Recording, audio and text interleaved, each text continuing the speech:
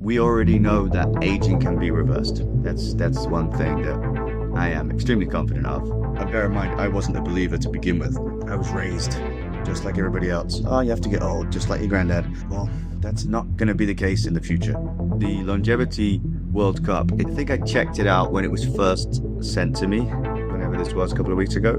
And I saw a couple of names on your leaderboard that I recognized as well. It's nice to see those things and say, oh, I know that guy or I know that gal, and they're taking our stuff and they're obviously doing well, which is great. And I'm sure they're probably beating me as well.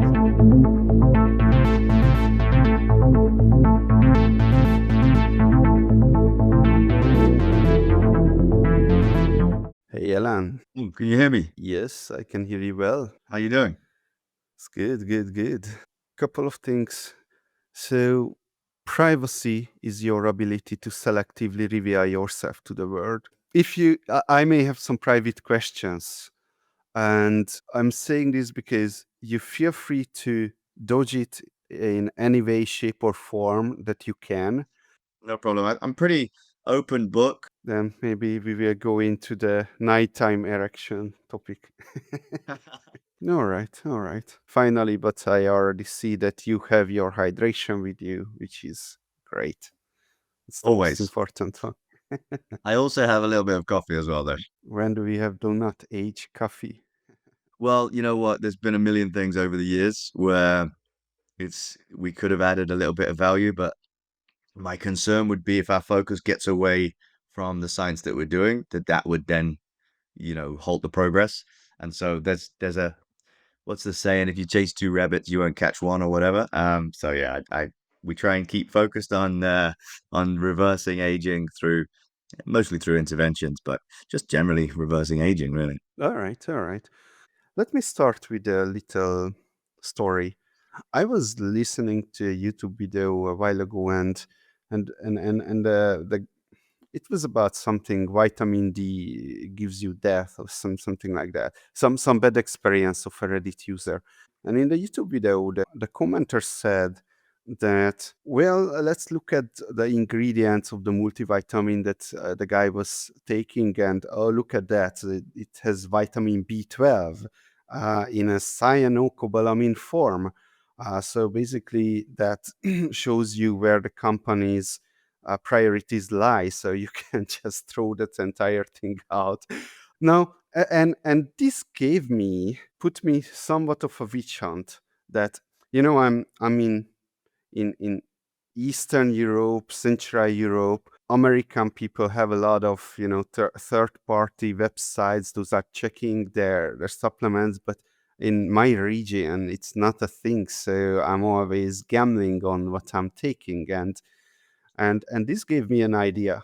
Maybe I can just apply some quality control here if I check what they have. If the company has the the less effective form of vitamin B12, that I should not even take anything from that company anymore. All right. So then I generalized it to, I don't know, 6 or 7 different things. And I ended up with blacklisting most of the companies I have been ordering from. And you know what? Do Not Age was one of the 3 companies that I researched and did not have the inferior ingredients.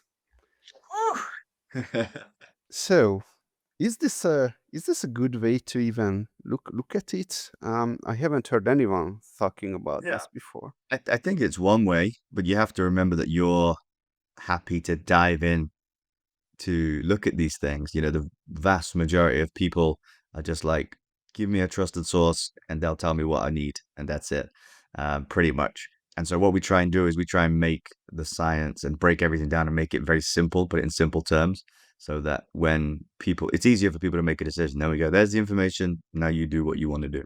And it's interesting, as you mentioned, the US has these different things and, it's all secure there and safe. It's not really the case because, the vast majority of supplements are very, very poor quality. Sometimes they're honest about fillers and things like that, but even worse than that, most of the time we find that they're what the product that the consumer receives doesn't even match the third-party test certificate that's showing on the company's website. So although it's probably a little bit safer, you would imagine, than maybe where you are, but it's still the vast majority are no good. You probably saw the testing from Chromadex. I think it was 89% of NAD boosters that they tested did not contain what they said. So that's 9 in 10. 90% is insane, I think. Mm-hmm. And other than what I just said, is there any other reason why so am I even correct about it? You focus on the highest quality supplements. Well, we focus on the research really, and then off the back of that, we create the best ingredients. Yeah. Okay, how do you create the best ingredients? Is it are are you doing that, or you're having a It, source, or what? Yeah, so it all depends. It all depends. So things like Cert6 Activator and Sulfura Boost, they're the ones that we create. And then there's other things like NMN, where it's pretty much a commodity. But again, the concern with NMN, with most of them that are sold, is they're sold in very low quality. And people are giving fake third parties test certificates. So all we do is just make sure it's the highest quality. And that where that comes from is it's very easy for us to do that because obviously we provide our ingredients to other researchers. So other labs that we're not involved with, they'll come to us. Sometimes they want us to help with study design. Sometimes they want funding. And sometimes, most of the time, they just want ingredients. And so they'll say, we think NMN can do this to mice or this to humans. We need X kilos. And we'll go have a look. And if we think it's going to advance the science of aging, then we'll say, sure, we'll sort that out for you. Sometimes they need a bit of funding as well. Sometimes they just want the ingredient. And so when you're doing clinical trials, things have to be tested a zillion times with no, it has to be 99% plus every single time. And so there's no room for error. Okay, let me leech onto that a little bit. So Mm. you mentioned that researchers are coming to you to get the ingredients. Yeah. Why are they doing that with you, and why most I imagine many researchers are not going to go into a bodybuilding shop and get some Cytec creatine or something like that. So No, why are they doing that with you? I think it's just once you position yourself as the trusted choice, and researchers they probably speak to each other a lot of the time. Someone will email us and say, "Hey guys, I know Doctor X that used you for Ficitin. Well, I'm doing something with quercetin. Would you be able to help me?" That kind of thing. And so it's just about having a reputation in the industry, and I think that's a big part of who we are now. And people understand that we're a research organization rather than a supplement company, even though consumer wise, most people will buy supplements from us. So you have like a lot of connections with researchers, let's say. Yeah, in fact, I think I have more connections with researchers that we don't work with than ones that we do. Because there's a lot of researchers that will have a contract with a company, whether it's a pharmaceutical company or another supplement company that is paying them to sit on the advisory board. A lot of that kind of happens.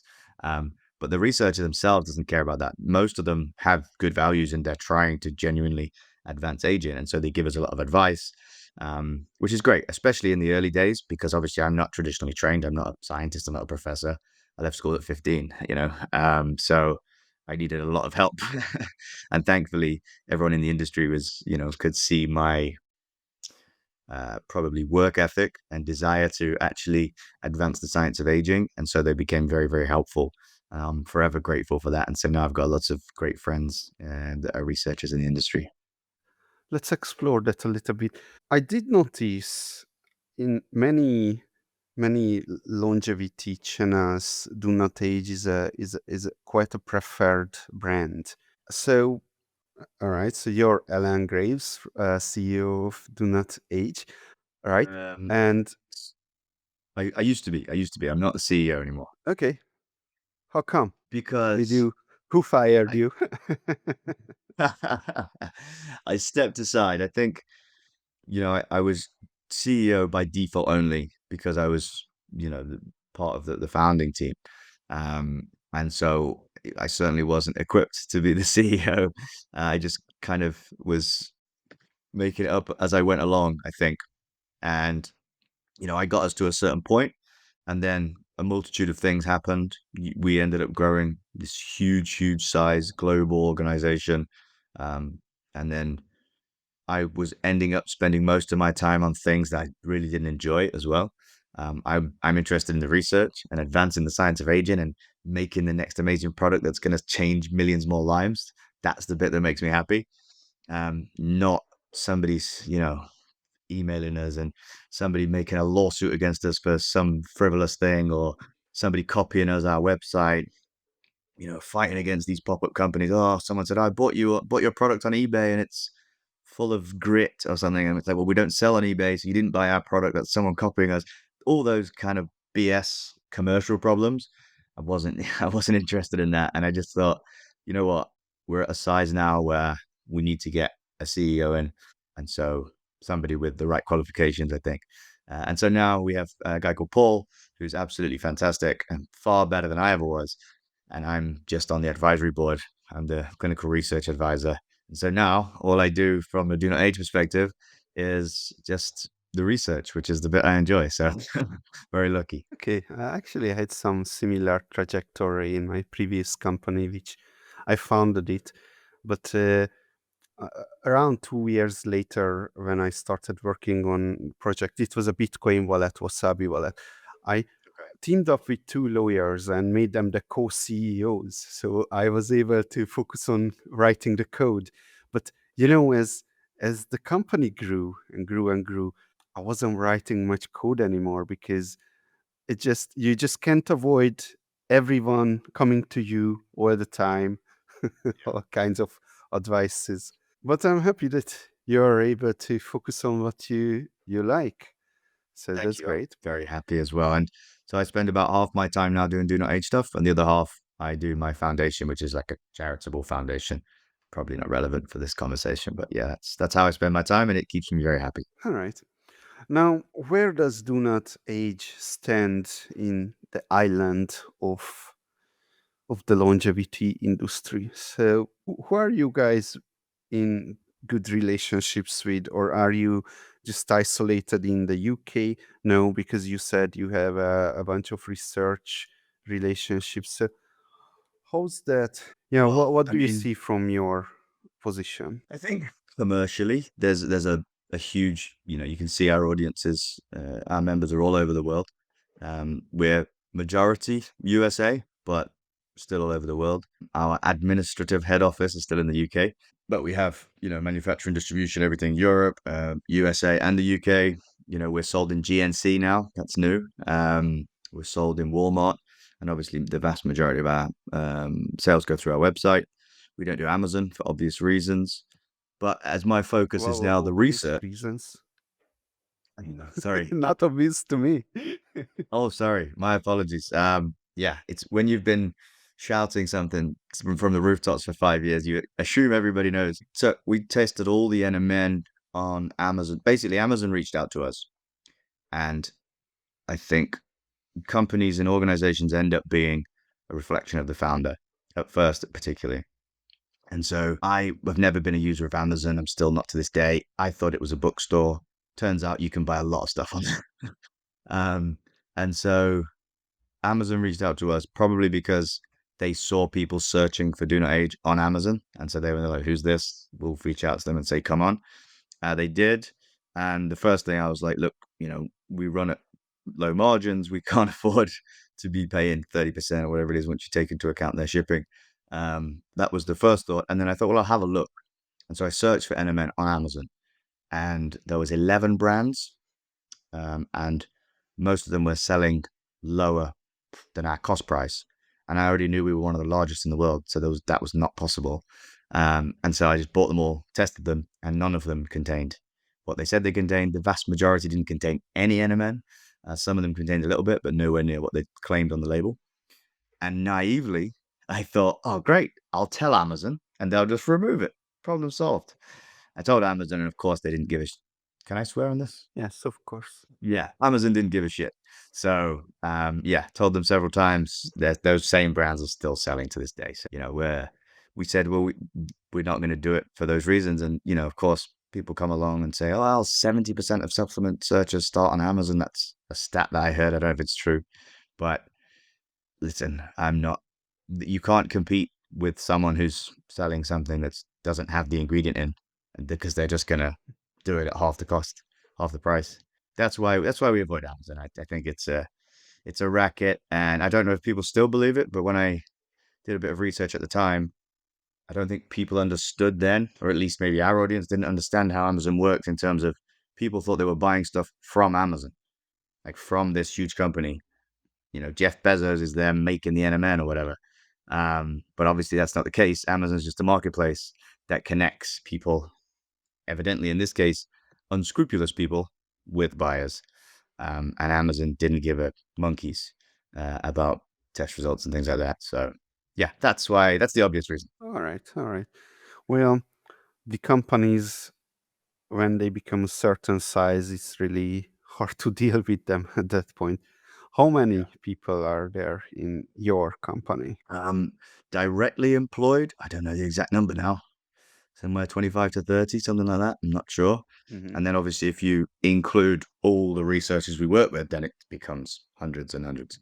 But yeah, Hmm. directly employed, it will be somewhere between 25 and 30. Yeah, that's when it's starting to become like another management layer is starting to become necessary there. But That's maybe right. your Growing CEO is pains. well equipped for that. What do you want with Do Not Age? What's your vision? What do you want to achieve? There's two ways to answer that. I think there's one that is the sort of direct way of answering it, which is what do I want for Do Not Age and Do Not Age members. And that is basically, we're already helped millions of people.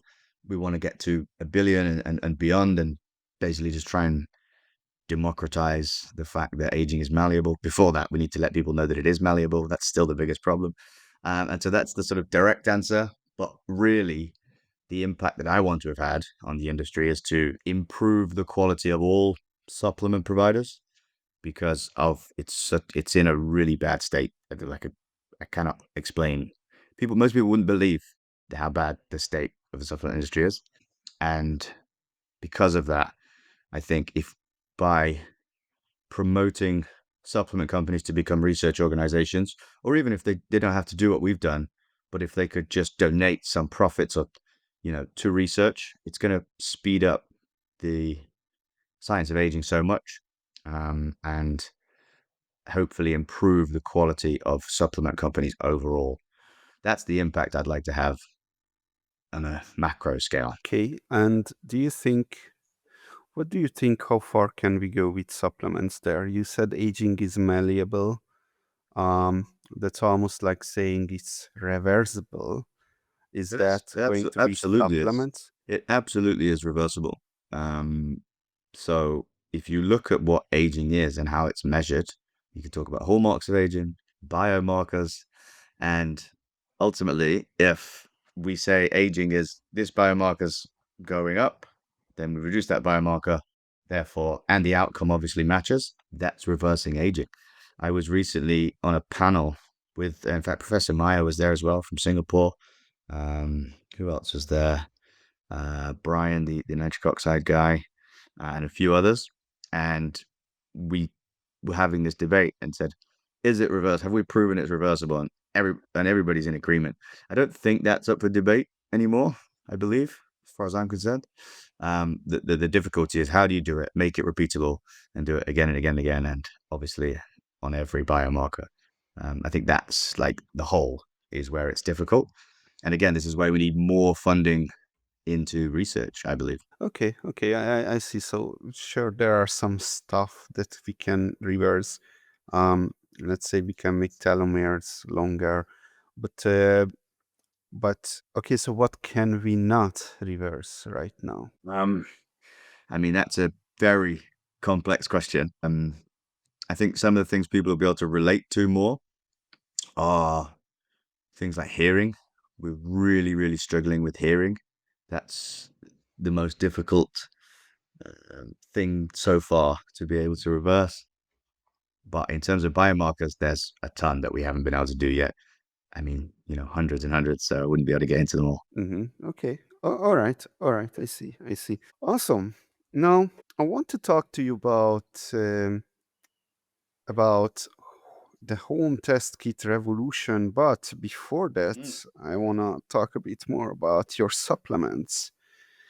right. Um, yeah, let me run this idea through you. So I had this idea that okay, I'm not going to start a supplement company, but if I would, if you want to compete, you open a restaurant, you start another supplement company.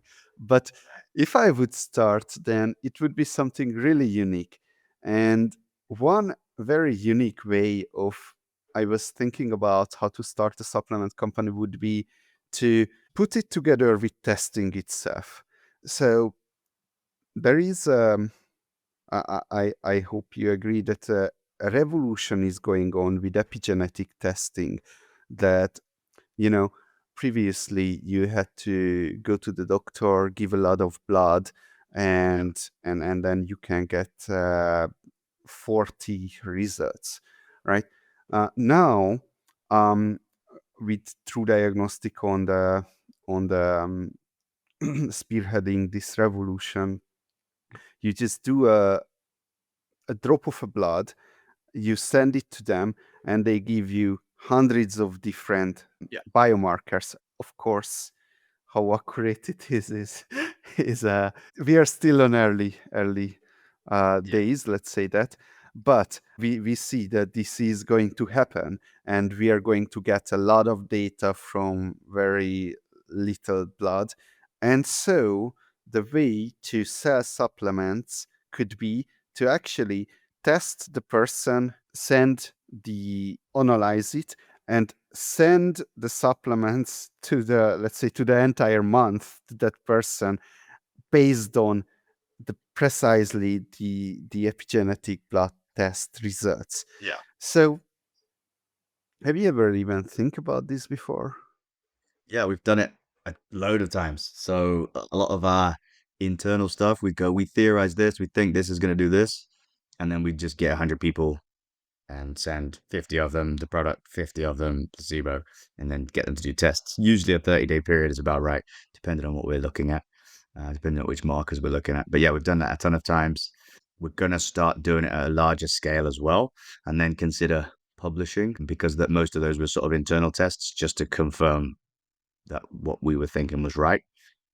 But yeah, I think that's, and obviously we have our test kits, so we have a load of our members that do this themselves as well. But it was interesting. We didn't start with the testing kits. We introduced them after time because some people, not everybody feels something from these ingredients. Their effects compound with time, and so maybe somebody already feels good in themselves, and then they start taking it. And of course, the idea is they then continue to feel good for longer than they would have otherwise. So it was difficult to quantify to those people what was happening and the fact that it was working. And so things like an NAD test kit for taking NMN is a very simple way for people to see, oh, I was here, I now take a gram a day or whatever, and now I'm here. I can see that that works.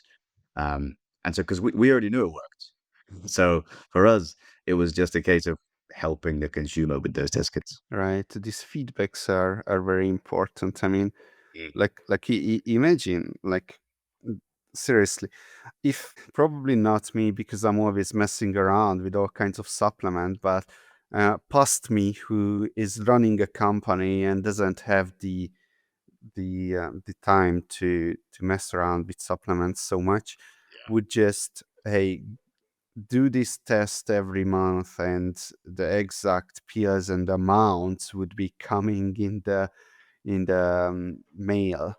And you see, I would have like a reasonably good blood thinking about that. Of course, I would keep smoking and drinking and whatnot, but You a at least I smoker? do something for my blood. Are you a I'm not a smoker? smoker anymore. Oh, okay. Okay. Um, Sometimes some people leave some cigarettes in my house, and it disappears. I don't know how. Magically disappeared. Okay. Magically. Well, look, we all have our vices. I'm actually probably once a year I'll have a cigar. So that's a That's a Mhm. negative on health, supposedly. But I think once a year I can forgive myself. Hormesis. Once a year, it's just hormesis. Yeah. Okay. Um, so tell me about your test kits then. You have NAD test kits. You have biological aging clock or anything else? Yeah, we have one more, which is an omega-3 and vitamin D test kit as well. Oh yeah. So they're just, it's for us, again, that one was kind of like we were trying to get people the message out. Like vitamin D and omega-3 are pretty basic, and the vast majority of people are deficient. And we were trying to wake people up, and people seemed a little bit like, oh, this isn't new and exciting, so we're not going to listen. And so we said, right, we'll do a test kit, take the test kit, and we can see the results. And obviously, the vast majority of people don't have enough, particularly when they're not supplementing or doing something about it with their lifestyle. Are they finger pricks? Yeah, not all of them. We have a finger prick and um, saliva. The Ah, uh-huh. biological age test kit is done by a third party partner, so it's like what do they call it? A white labeled product, I think. Um, and I think they're what's their name? Moodoo. I think that's right. Moodle, something like that.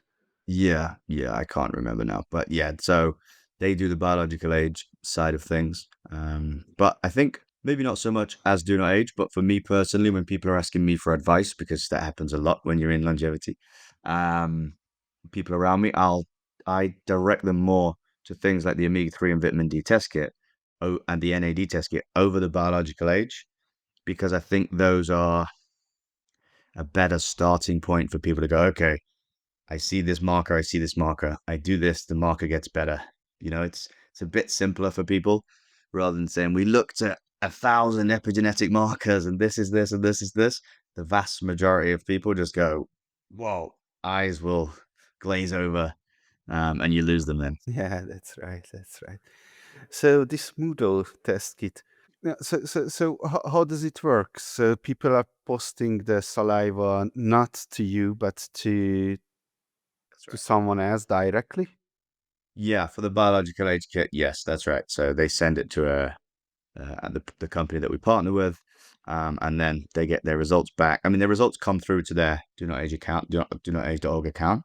And yeah, I think look, they've been a good partner, but ultimately the reality is no, we don't know yet because of how new it is, just how accurate any of these clocks are. I had a conversation literally yesterday with a large company in the industry. They said they're the market leader, so I'm sure people can guess which one I'm talking about. And yeah, they obviously are very confident in their abilities, but I just think it's all a little unproven at the moment. The one thing I haven't done yet is the Dunedin, the pace of aging thing. So I'd Mhm. love to have a bash at that one, but I think that would change depending on what I was doing and how my lifestyle was at the time. When I'm in boxing training camp, which I may be retired now, so we'll see. I probably score pretty well. And then when I'm working like now, I'm flying every 4 days. Sometimes I run out of the supplements and I'm like, oh, no, I'll have 4 days without a couple of supplements that are important. I don't sleep a lot because of the workload. And so then my pace of aging would probably be not as good. Yeah, you don't know. I've seen interesting things. In fact, Yeah. I did the Needham pace test. I did two tests at the same time from the same finger prick, right? And one was the Needham pace test. The other one was True Health test. And Yes. later on, a couple of months later, they gave gifts of true age tests for people who purchased the True Health test. And you see, the Dunedin pace that they computed from the True Health finger prick, from the True Health and the other Dunedin pace was different, right? So there, there is still this discrepancy in So there. it's a very new technology, and this is why Yeah. we tend to advise people to focus on look at what our basic systems are. We understand the NAD system pretty well. We understand we need to activate acetones pretty well, and so that is universal, right? That's a universal thing that all of us have. And if you're over the age of 30, it's highly unlikely you're going to have healthy NAD levels, for example. And that's where most people sit. There'll always be the biohackers, and they're the ones that, of course, created our core in terms of DoNotAge membership. But now it's growing as a longevity industry. We're getting more and more people, and I think people want simplicity. In fact, I was looking at my supplements this morning, and I take just over 20 a day usually, 20 different ones. So that's 40 odd capsules it can be. And I tried yesterday, we had Those are rocky finals. numbers in the longevity sport industry. Those are rocky numbers. You gotta pump That's them up. true. That's true. But yeah, I tried the new all-in-one ingredient that Do Not Age is working on. And it was fantastic. So it's just one sachet. It looks like electrolyte type thing, tear it Hmm. open and put it in. And yeah, it worked really well. Saved me having to take a ton of supplements separately. And so yeah, that's something that's exciting, and I think will help bring a lot more people into it, because at the moment, even the Do Not Age website, where we try and break things down and make it as simple as possible, the average person just kind of goes, "Oh my God, there's 20 things. There's too much going on. I'm turning off." And so we're trying to simplify that. So yeah, testing will be starting soon. So probably next year, if provided the clinical trials go well, then we'll launch it. Okay, so it's going to be like one sachet of different capsules, or it's like a powder. Like a powder, yeah, like a powder. So you mix it in with a drink. Mm-hmm, mm-hmm, mm-hmm. All right, all right. Um, you see, okay, so there was this Brian Johnson stuff previously that his supplements were containing. It's containing many different things, but some of the things were too much, some of the things were too low, and and it's because it's really hard. Maybe it's not hard. I don't know. That was the explanation, that it's hard to control these things Yeah. in And look, you're always working within um a range, usually 5 to 10%. So if you're 5 or 10% there or thereabouts, that's acceptable, because these things, even in capsules, it's the same. You might get a 500 milligram capsule, it's 490 or it's 510 or whatever, and that's okay, because it's very, very minor differences. But I think the problem that was being raised there, and listen, I think that Brian Johnson is a net positive for the world, because he's bringing eyeballs to it. I think sometimes the media coverage is not great, and there's great opportunities to explain to people that you can do things for free and things that aren't very expensive that can really help your health. But what they tend to do is go, "This guy spends 2 million on swapping blood with his dad or whatever," and that doesn't do anyone any good. But I do think Brian Johnson's a net positive. However, obviously Blueprint's a new company, and they did obviously make some errors, and it'll just be a manufacturing issue. So they won't be doing the manufacturing; they'll get someone else to do it, and they'll have chosen someone probably on price rather than quality, and I'm sure that Brian will fix that. I'm sure. right. All right.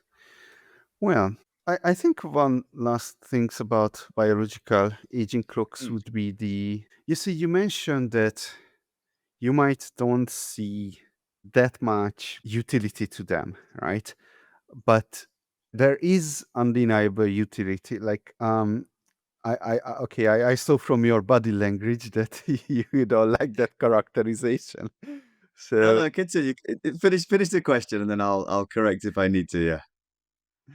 all right. Let's not even make it a question. Let's make it a Okay. statement. I believe the development of biological aging clocks is the bottleneck of the longevity research, because what we cannot measure is how long people live, because we don't have hundreds of years to do studies. But what we can measure is that do they improve in biological aging clocks or not. So eventually, as we get to better and better numbers towards perfection, then we can rely on these biological aging clocks and test our interventions. Mm. I think that's a strong theory. I've never thought about it in that way. I think the point I was trying to make earlier is definitely not that they don't have any utility. I mean, we provide one, right? Um, I just think that we don't understand the accuracy of them yet, and we still don't, even though we're tracking every epigenetic marker, we still don't truly understand what that means from a long-term perspective. Um, and the biggest data set from apparently the largest company in the space is still only 150,000 tests, which is absolutely nothing in the scheme of things.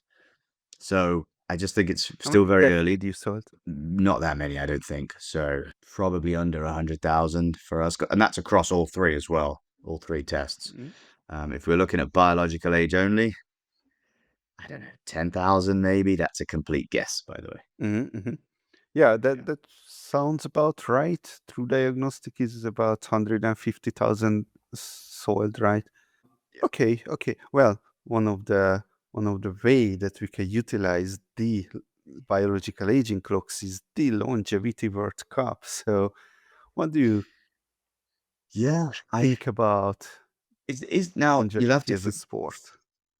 forgive my ignorance. Is that the same as the Rejuvenation Olympics, or is that a different thing? It's a different thing. I started Okay. with the Rejuvenation Olympics, but I didn't find myself a way to get involved. So, I guess I launched my own Okay. competition. That's fair enough. That's fair enough. So yeah, I saw the longevity World Cup thing. It was mentioned to me obviously when this was first set up, and I think longevity as a sport has some legs, and I do think that naturally it's going to get more popular as a sport anyway. I mean, it's never going to make great viewing because of how slowly we age. But one thing I do remember, it will be about a year ago now. Again, my chronology is not great, so it could be 6 months, could be 18 months. About a year ago, I checked the Rejuvenation Olympics website, and half of the leaderboard were taking DoNotAge.org ingredients, and that's just the ones I knew about. So I thought that was pretty cool. That was quite nice to see that those people doing well. And so the Longevity World Cup, is that using the pace of aging? The longevity World Cup changes its biological aging clock every year Okay, why is that? because as there are ever improving biological aging clocks, we should Yes. have So better you're on and the better you're on ones, the right? third generation by now then. Oh yeah, it's the first year, but no, I think it's the second generation. I'm using Pheno Age. It's a blood test. Oh yeah, that's second I generation. Yeah, thought, cool. yeah, it's a Nice. No, low barrier of entry. yeah, I think I checked it out when it was first sent to me, whenever this was a couple of weeks ago. And I saw a couple of names on your leaderboard that I recognized as well. Obviously, I'm not going to say them due to privacy, but it's nice to see those things and say, oh, I know that guy or I know that gal, and they're taking our stuff and they're obviously doing well, which is great. And I'm sure they're probably beating me as well, but who knows? I've not tested in a while actually. I do the NAD test quite regularly in the omega-3, but I haven't done biological age recently, and I haven't ever done the pace of aging. So maybe I'm due to have a catch up. It's a blood test. We are Yeah. calculating from blood test this year. Mhm. I assume you did blood test Yeah. this year. Yeah. Yeah. Yeah, Yeah. yeah. So yeah, from that you can calculate probably if you have all the biomarkers right, like C-reactive protein, red cell distribution width, and albumin and whatnot. Yeah. Yeah. Excellent. Okay. Yeah. I think gamifying longevity can make things more appealing, but ultimately, in my opinion, the main thing people need to do is support health research organizations so that more research can be funded, because ultimately that is the only way that aging is going to be solved faster. Making people making that shift is what's really important right now. So let me run a couple of theories with you because you Do seem it. to have opinions on this. Um, bodybuilding. If we think about bodybuilding, the bodybuilders figured out how to get big before Mhm. science really got into the bodybuilding field. Of course, science came later and figured out the details, but it did make the bro science made huge contributions before science was there. I would Couldn't it say be so, the but same for longevity? no, but I'm perfectly happy to be proven wrong. I believe that that was a different time and we didn't know a lot of the things we know now. And don't get me wrong, there's still more that we don't know than we do know. Absolutely. Um, but yeah, I think especially with now that we're using AI within research and within the science process, that is, I believe that's just going to be a superpower that's difficult for our brains to comprehend. And it will probably beat the bro science version of longevity. But again, hey, I don't care who comes up with it. Um, yeah, I don't care if my greatest enemy is the one that solves aging completely. As long as it's solved, then it's mission complete. Okay, here is another one. Um, I punch you in the face. That wouldn't be nice. That would be unethical, right? But Yes. what if I do it in a boxing game, right? You are a boxer, right? Yeah, that's right. Yeah. Sure, and you guys are punching each other in the face, and other people are cheering for you to do that. Get knocked out. So, Yeah. what is this madness? Now, this is the power of games. Games transcend laws and ethics, right? The game ethics and what happens within a game is something that society accepts, in fact encourages. So I'm I'm not sure I'd agree that games supersede ethics. I would hope not. I just think that it's obviously unethical to walk up to someone and punch them in the face, and it is ethical and expected and needed to do that in a boxing ring where you both have gloves and you're under a particular set of rules. So I understand what you mean is in games uh gets people excited and it's a different rule of law within that game. But I would hope that people still have ethics. let's play a other game. Let's play poker. And I have my cards, and I'm going to tell you that I have two of the letter A in my hand. Good hand. Or am I bluffing? I don't think that's unethical because I think that's part of the game. Well, what's another word for bluffing when we are not doing it within a game? Lying. It's called lying, right? All right. I don't think that's unethical when it's in the Because it's parameters of part of the poker game. game. Yeah, exactly. Exactly. So if I'm playing a murder mystery and my character is a doctor that has to give a diagnosis, then it's ethical within the bounds of that game, provided everyone understands they're playing the game, if I say, you've only got 2 months to live. Whereas if I pretend to be a doctor in a real surgery and tell someone they've only got 2 months to live, that's unethical. And it's the game, for me, the rules of the game that separates that rather than, oh, I'm just unethical when I play murder mysteries. I see. In that case, when you're playing murder mysteries, it's not actually correct and it's not actually true, right? If it would Yeah. be true that you only have 2 months to live and you would joke within a game, okay, okay. Anyway, that was That fun. was good. I enjoyed Um, that. let's let me give you another dilemmas. I like to give thoughtful people this dilemma. It's not even actually about games or anything, but it is something that I am personally looking for how to think about it. So before Bitcoin, before longevity, I was in Bitcoin, and I Me I too. was keeping an eye on the longevity industry, and I created a little test for myself when to get involved, a litmus test. Every year, I sent into the longevity subreddit the same question: how long can scientists keep a rat alive in a laboratory? Later on, they told me that it's not actually rat, but it's mice, so I changed it to mice.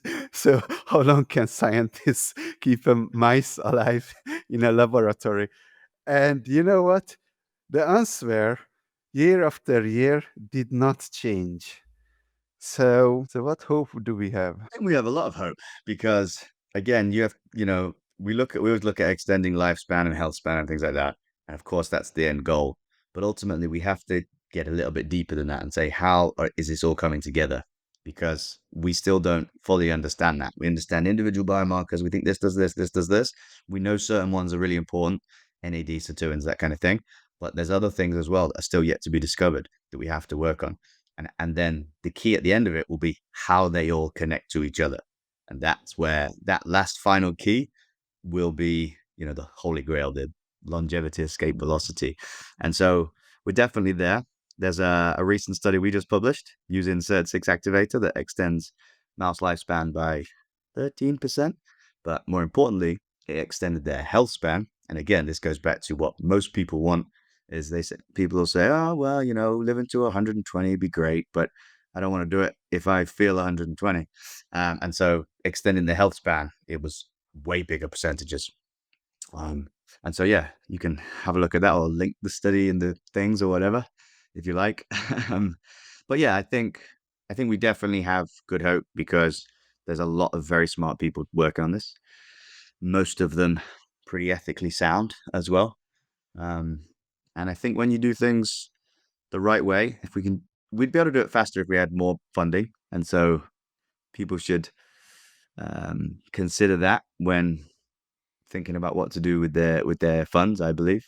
But yeah, I think when you have good people trying to do things the morally correct way, then I think eventually I trust in the outcome.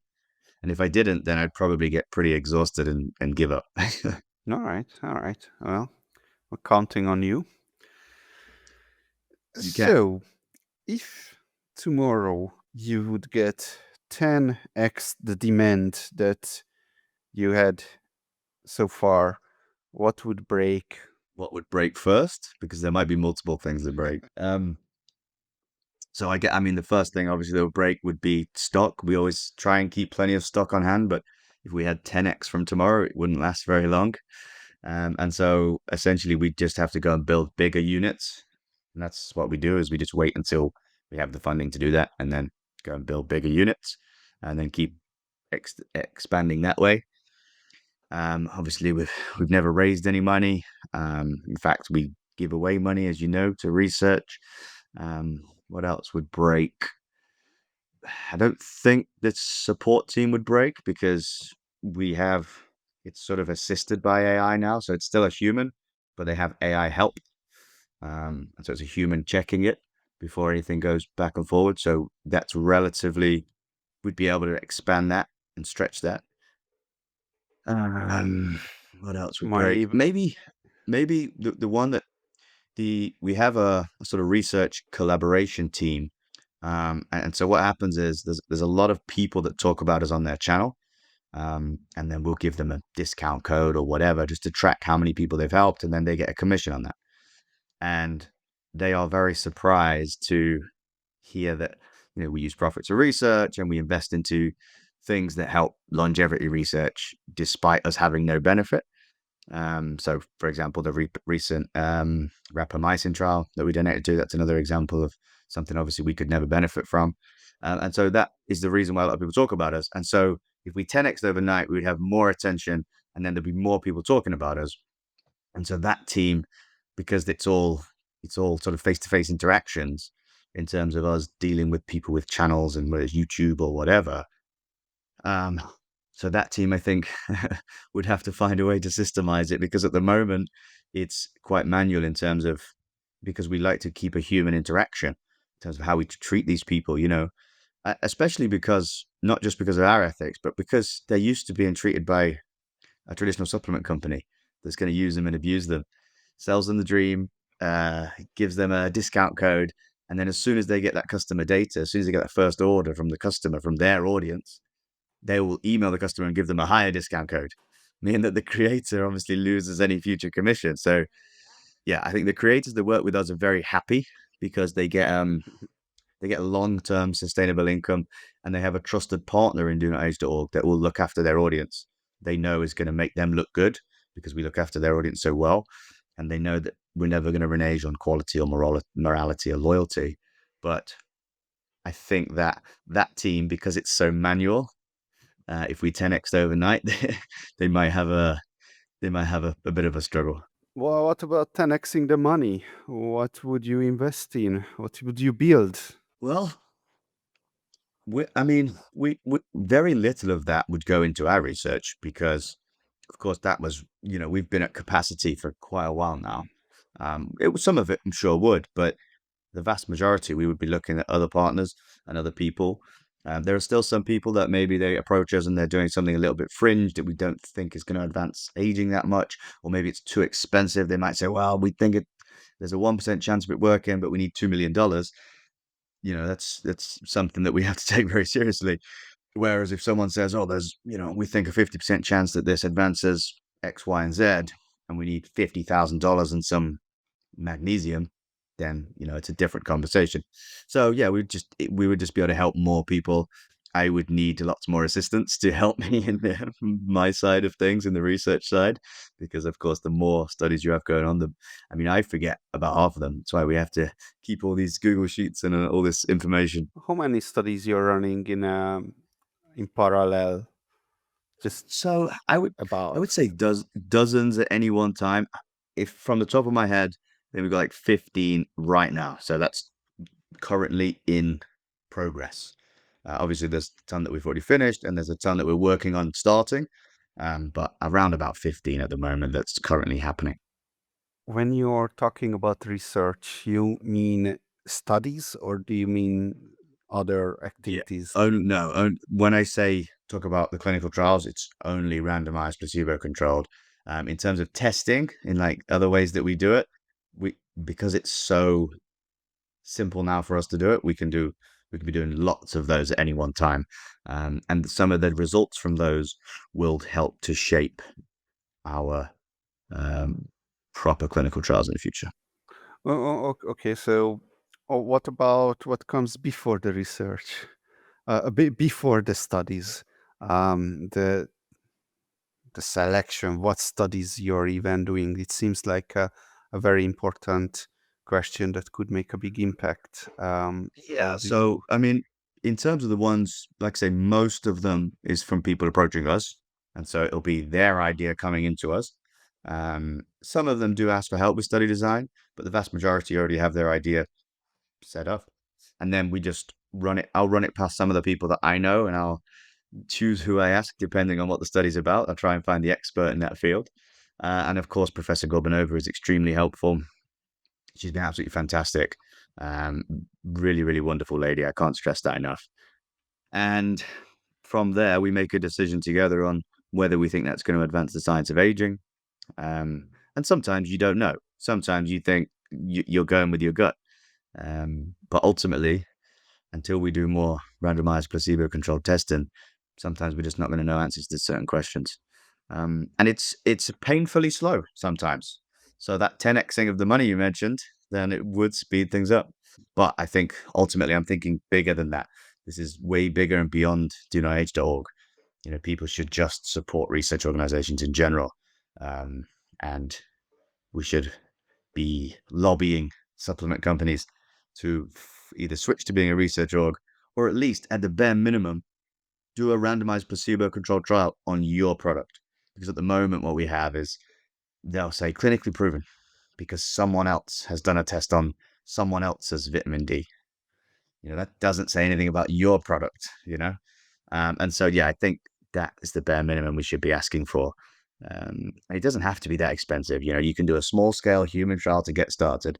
And I just think that when these supplement companies, if the ones that are genuinely trying to do it for the right reasons, once they get started, they'll get the bug for it, and they'll be like, "That's so exciting! My product did this to these humans, and they had this positive outcome.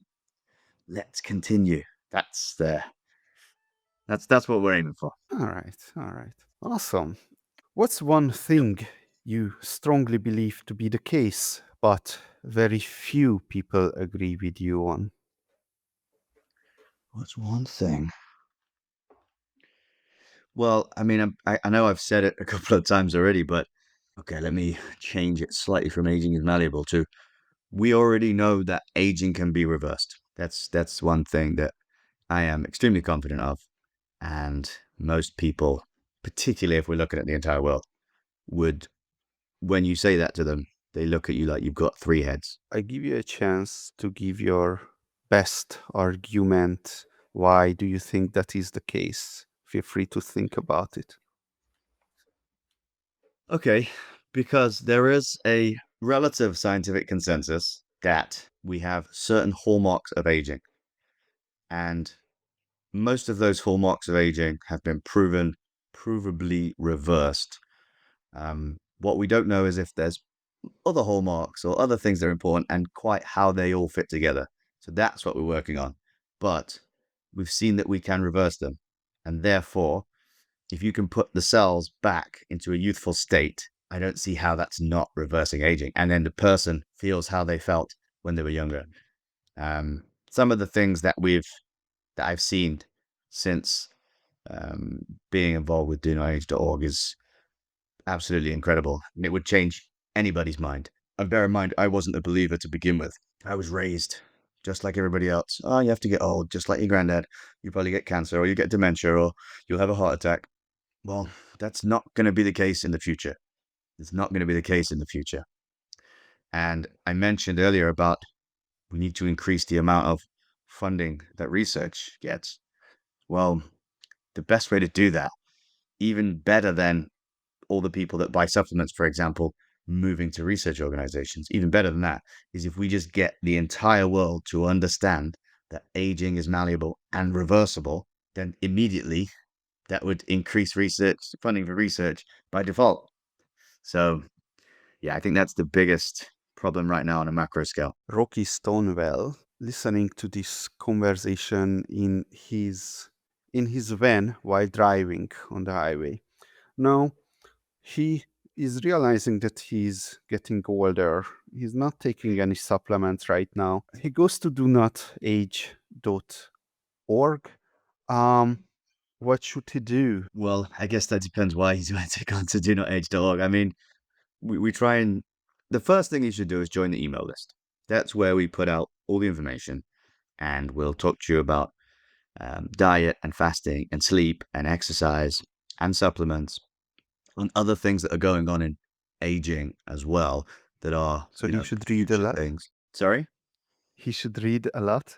That's the first Well, thing. if he wants to, if he wants to. So if he just, it depends on his approach. If he's someone that wants to understand all the information, then get on the email list and you'll understand all the information. Then you can make a decision from there. If you're someone that just wants to, wants me to say, here's the best thing to take, then we have a starter pack, which is like 6 of the most popular products. So, that would be an easy way Perfect. for someone to get started. Well, and then that was awesome. Thank you very much. Well, thank you for having me. I have a question for you. Shoot it. No para 73. Where did that what's the origin of that? I'm very intrigued. All right. Well, I realized it means a couple of things on different languages. Once it means never stop. Another Yeah. meaning to it is that no money. But Nice. what it means in my language, it means don't worry. So Okay. that's And that's the, Hungarian. that's it. Yeah, yeah. I actually thought Perfect. it is an English word, but later on I realized it's not English. Brilliant. Well, thank you for having me. It's been a lot of fun. Thank you.